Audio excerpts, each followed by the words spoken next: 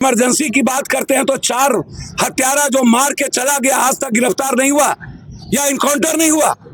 गलत स्केच देते रहे आप कल तक। एक तरफा मोहब्बत करना गुनाह है क्या? हम किसी से प्यार करेंगे, आप रोकिएगा? नहीं, रोक तो नहीं सकते। हद हो गया, तो हमको करने दीजिए ना। और क्या 50वीं वर्षगांठ मना रहे हैं बीजेपी वाले इमरजेंसी के। हमने कहा नाथूराम गोडसे हत्यारा है या देशभक्त है? नमस्कार, मैं जमा खान और आप देख रहे हैं एटीवी नेशनल न्यूज। मैं इस वक्त सीतामढ़ी जिले के बेरगिनिया प्रखंड स्थित भकुरहर गांव में एक खास शादी समारोह में के गवाह बना पूरा इलाका, जब मुबीन आलम की बेटी जमील आलम पप्पू आलम की भतीजी की शादी में पहुंचे 2 बड़े राजनीतिक चेहरे। पूर्णिया के लोकप्रिय सांसद पप्पू यादव और झारखंड अल्पसंख्यक आयोग के प्रदेश अध्यक्ष राज मंत्री पद से शमशेर आलम जी पहुंचे। रिश्तेदारी का सम्मान तो था ही, लेकिन जब मंच पर सियासी चेहरे हों तो राजनीति की चर्चा होना भी लाजमी है। तो चलिए जानते हैं इस खुशी के मौके पर नेताओं की क्या सोच है आने वाली चुनाव, विकास और जनहित से जुड़े मुद्दों पर, और जानने की कोशिश करता हूं कि इस बार जो है तेजस्वी यादव के मुख्यमंत्री बनने का जो सपना है क्या पूरा हो पाएगा। सीतामढ़ी जिला के बेरगिनिया प्रखंड भकुरहर में आज पहुंचे एक शादी समारोह में। हम लोग के रिश्तेदार शमशेर बाबू पप्पू आलम जी, बचपन से यह परिवार से मेरा रिश्ता रहा। उनके ही परिवार में आज उनकी भतीजी की शादी, तो कई घटना, कई संदर्भ। अब जा ले जाएंगे जहाँ एक मासूम बच्ची का बलात्कार करके मार दिया, फिर जाएंगे त्रिवेणीगढ़, फिर जाएंगे मधेपुरा, तब जाएंगे पूर्णिया। तो लगातार में भी एक बड़ा घटना हुआ था, एक शेख वाजिद नामक व्यक्ति की पीट कर हत्या कर दी। भैया मैं उस मुद्दे पर बहुत ज्यादा, देखिए एक बात समझिए, कुछ भी बिहार में कोई भी सुरक्षित नहीं है। भगवान के भरोसे है, कब किसकी हत्या हो जाए, कौन मार दे, ना कोई परिस्थिति है, ना कोई सरकमस्टांसेस होता है, बस मार देना। कब कौन ड्रग्स लेगा, कब कौन सोल्यूशन व्हाइटनर पिएगा, कब कौन जमीन माफिया किस पर चढ़ जाएगा, कब बालू माफिया, शराब माफिया किसको टारगेट कर लेगा, पूरा गिरफ्त में है। पूरा पार्टी ही बालू जमीन शराब माफियाओं से चलता है यहाँ, और पूरा नेता का किचन का खर्चा ही वही लोग देते हैं, और ऊपर से नीचा सब लोग बिके हुए हैं, जमीन सबको बेच के रखे हुए। अरे भैया डीजी साहब, आपसे मेरा एक आग्रह है, आप कहते हैं कि हम संपत्ति की छीनेंगे, हम भी कहते हैं जल्दी छीनिए। तो पहले पदाधिकारी लोग के पास जो अकूट संपत्ति है, माँ, दादा, बाबू, बीबी, साली, बहन, बेटी, बेटा, आप रजिस्ट्री ऑफिस में सबका निकालिए कि किन लोगों ने 40 साल में अकूट संपत्ति बनाया, ऊपर से नीचे। उसमें नेता भी हैं, पदाधिकारी भी हैं। तो आप तो बालू माफिया को मंत्री बनाते हैं, सासाराम में एक बालू माफिया को मंत्री बना दिए, मुजफ्फरपुर में जो तिहाड़ से आया मर्डर करके उसको मंत्री बना दिए। तो आप तो माफिया और अपराधी से दल चलाइएगा, और समाज भी ऐसे गंदे लोगों को एक्सेप्ट करती है, जो जितना ज्यादा अपराधी, जितना बड़ा बलात्कारी जात होना चाहिए एक्सेप्ट कर ले। भैया देवे गौरा जी का पोता, हाँ बदलाव क्यों नहीं हो रहा है भैया, समझ नहीं पा रहा है। अच्छा एक बात बताइए, कुर्सी के लिए आप यदि सारे अपराधी माफिया को अपने पार्टी का आइकॉन बना लीजिएगा, पहले नेता अपराधी को पालता था, अब अपराधी माफिया नेता को पालता है, और सभी दल का चुनाव ही अपराधी माफिया के बदौलत होता है। क्या उस तरह के अब नेता लोग कांग्रेस में भी है? भैया कांग्रेस में होगा तो अपना समझेंगे, हम तो ऐसा नहीं मानते हैं कि राहुल गांधी के रहते हुए ऐसे लोगों की संख्या कांग्रेस में हो की बात कर रहे हैं, तो सभी पार्टियों में कांग्रेस भी शामिल है। सर एक बात समझिए हमारी बात, और मैं आज भी कह रहा हूँ, कांग्रेस के बारे में मैंने थोड़ी देर पहले कहा, आज 50वीं वर्षगांठ मना रहे हैं बीजेपी वाले। इमरजेंसी के। हमने कहा नाथूराम गोडसे हत्यारा है या देशभक्त है? गांधी हमारे आइकॉन है या नाथूराम गोडसे? पहले आप इसकी व्याख्या कर दो। महात्मा गांधी को मारने वाले आप उसकी पूजा करते हो, आप इमरजेंसी की बात करते हो। बाबा साहब अंबेडकर जब मनु स्मृति के खिलाफ, छुआछूत के खिलाफ, जब समाज के अंतिम व्यक्ति की आवाज उठाई तो सावरकर और गोलवरकर ने कहा कि अंबेडकर की आइडियोलॉजी को यह देश कभी एक्सेप्ट नहीं करेगा। तीसरा, बुद्ध को शंकराचार्य के कंधों पर बंदूक रख के किसने चलाया? कौन लोग थे? और भारत छोड़ने पर मजबूर किसने किए? चौथा, अटल बिहारी वाजपेयी ने इंदिरा गांधी के बारे में दुर्गा कही थी, चंडी। तो आप अटल जी से नहीं सीखे? पांचवा, इमरजेंसी के बाद 2.5 साल ही मुरारजी भाई की सरकार रही और उसके बाद देश के लोगों ने इंदिरा गांधी को फिर एक्सेप्ट कर लिया। इंदिरा गांधी के बाद राजीव जी से लेकर के मनमोहन सिंह जी तक, नरसिम्हा राव तक 5 बार सरकार भारत में कांग्रेस की जनता ने बनाई। तो जनता ने कोई ऐसे विषय को जिसमें गलतियां या भूल हुई थी उसको माफ कर दिया। तब के राहुल गांधी जी ने कई बार इमरजेंसी के सवाल पर यह बात चर्चा की है, कई बार, कि कांग्रेस से कोई भूल हुई है तो उसको मैं एक्सेप्ट करता हूं।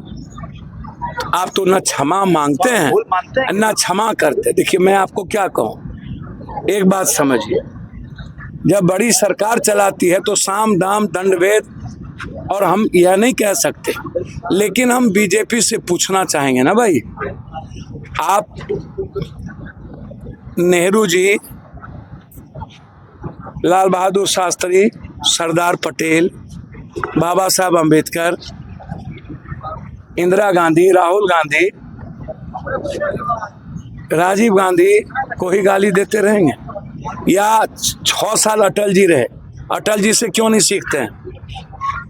71 और 72 की लड़ाई और इंदिरा गांधी का निर्णय याद क्यों नहीं आता है? इंदिरा गांधी के राष्ट्रीयकरण, बैंक के राष्ट्रीयकरण याद क्यों नहीं आते हैं? राजशाही याद क्यों नहीं आता है? मनमोहन सिंह का 1 nation 1 education, right of education, right of health, RTI, मनरेगा, न्यूक्लियर डील, राजीव गांधी जी का पंचायती राज व्यवस्था, राजीव गांधी जी का कंप्यूटराइज इस वर्ल्ड को, दुनिया में अमेरिका को चैलेंज कर देना। आप नेहरू के सोवियत संघ का वो बयान, गांधी ने नेहरू को क्यों चुना? यह सवाल ढूंढना चाहिए बीजेपी को, और बीजेपी को बात करनी चाहिए कि 2 करोड़ नौकरी का क्या हुआ, कितने किसान मरे 11 सालों में। 11 सालों में आप नोटबंदी के बाद और 370 के बाद आपने कही थी कश्मीर में आतंकवाद खत्म होगा, आतंकवाद बढ़ गई, 28 बार हमला हुआ नरेंद्र मोदी के समय। यदि मैं राफेल को छोड़ दूं गलत तरीके से जिसको खरीदा गया, एक भी आर्म्स आज तक आपने डील नहीं की। आप वियतनाम आपसे चले गए, ताइवान चला गया, बांग्लादेश आपसे अलग हो गया, श्रीलंका आपको आंख दिखाता है, नेपाल आपको आंख दिखाता है, ईरान जो दुनिया में सबसे ज्यादा भारत के सपोर्ट में खड़ा रहा, जब सोवियत संघ में एक भी वोट नहीं था, आप ईरान के साथ खड़े तक नहीं रहे। इजराइल कभी भी हमारे साथ खड़ा नहीं रहा, वो अमेरिका के साथ हमेशा खड़ा रहा। क्या हुआ वो लव लेटर वाली बातें? आप तो कहते थे मनमोहन सिंह जी वाला लव लेटर, आप तो तार का भी इंतजार नहीं किए, सीज फायर कर दी। पुलवामा का RDX कहां से आया? पुलवामा में जो रिपोर्ट थी वो रिपोर्ट सार्वजनिक क्यों नहीं हुई? हवाई जहाज से क्यों नहीं गया? पहलगाम की एजेंसी ने जो रिपोर्ट दी वो कहां है? कहां से 47 बनाया? आप 56 इंच के सीना है और इमरजेंसी की बात करते हैं तो 4 हत्यारा जो मार के चला गया आज तक गिरफ्तार नहीं हुआ या इनकाउंटर नहीं हुआ। गलत स्केच देते रहे आप, कल तक गुमराह किया आप लोगों ने। कहां से आया 47 और RDX? कौन है गद्दार भारत में? आप लाए? क्या हुआ डॉलर का? क्या हुआ रुपया के मूल्यों का? क्या हुआ शेयर मार्केट का? क्या हुआ जाली नोट का, नोटबंदी का? क्या हुआ महंगाई का, तेल का, डीजल का, खाद का? क्या हुआ? कहां खाद मिलता है? क्या हुआ 15 लाख रुपया? क्या हुआ स्विस बैंक का पैसा? 1,68,000 करोड़ जाली नोट आज भी है। क्या हुआ स्किल? क्या हुआ स्टार्टअप? क्या हुआ आयुष्मान? क्या हुआ जनधन? क्या हुआ वो 50,000 रुपया? कुछ नहीं, खाली हिंदू मुसलमान, खाली कब्रिस्तान, शमशान, ईद, बकरीद, एनआरसी, खाली जिन्ना, पाकिस्तान। पाकिस्तान कभी आपसे लड़ेगा? इंदिरा गांधी जब परमाणु परीक्षण किया तो औकात नहीं हुई पाकिस्तान को करने का। अटल जी ने एक छोटा सा परीक्षण किया तो पाकिस्तान हमारे बराबरी में खड़ा हो गया और परीक्षण कर दिया। आप 56 इंच के सीना की बात करते हैं, आप इमरजेंसी की बात करते हैं और आप आरक्षण का विरोध करते हैं। आप मंडल कमीशन जब लाया गया तो आप कमंडल को ले आए और बीपी सिंह और कर्पूरी की सरकार को आपने गिरा दिया। ये लोग दलित विरोधी हैं। सर बिहार में चुनाव होना है, कितने सीटों पर आप लोग चुनाव लड़ेंगे? क्या भाई तैयारी है? हम वर्कर हैं, हम कोनो प्रवक्ता नेता हैं क्या? सर कांग्रेस मजबूत नेता हैं सर आप। कौन का? हम पागल हैं? पर कांग्रेस के नेता हैं। सर कांग्रेस के लिए आप जो है अपना धन भैया- सब कुछ पार्टी तक को आपने न्यौछावर अच्छा, कर दिया। अच्छा। क्या आप खुश हैं यहाँ पे आकर? एक तरफा मोहब्बत करना गुनाह है क्या? हम किसी से प्यार करेंगे, आप रोकिएगा? नहीं रुक तो नहीं सकते। हद हो गया, तो हमको करने दीजिए ना। तरफा और क्या? सर महागठबंधन का नेता कौन होगा सर? क्या तेजस्वी अच्छा। यादव को आप नेता मानते हैं अपना? सर मैं आपको बता दूं, मैं विचारधारा के अलावे किसी चीज को नहीं मानता। क्या तेजस्वी यादव मुख्यमंत्री? मैं स्पष्ट कहता हूं, किसी दल का कोई नेता हो सकता है, मेरा नेता सिर्फ राहुल गांधी है, प्रियंका गांधी है। मैं आइडियोलॉजिकल जुड़ा हुआ हूं। एक बात आप जान लीजिए, दलित और मुसलमान को इस चुनाव में खत्म करने की तैयारी आज प्रेस कॉन्फ्रेंस डीएम ने किया पूर्णिया में, और उन्होंने कहा कि जिसके पास वोटर लिस्ट में कागजात नहीं है उसको नाम 1 महीने के अंदर काट दिए जाएंगे। मतलब बिहार से मुसलमान का और दलितों का वोटर लिस्ट से नाम काटने की तैयारी 1 महीने के अंदर शुरू कर दी गई। और आज पूर्णिया वहाँ के डीएम ने प्रेस कॉन्फ्रेंस किया है ऊपर के कहने पर। तो क्या तेजस्वी आप यादव समझिए, मुख्यमंत्री का चेहरा आप नहीं मानते हैं सर? गजब बात करते हैं। हम उसके प्रवक्ता हैं क्या? वो जानेंगे कि हम जानेंगे?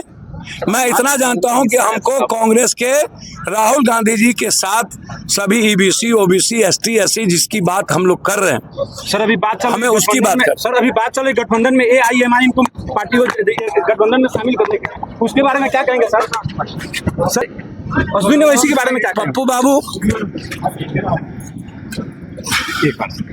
शाहबुद्दीन को जेल में मार दिया, जी मुख्तार को जेल में मार दिया, कोर्ट में मार दिया इलाहाबाद हमारे अतीक को, जी जी अब मारने की तैयारी है आजम खान को। जी। इनको पालने की तैयारी क्यों है? धन्यवाद।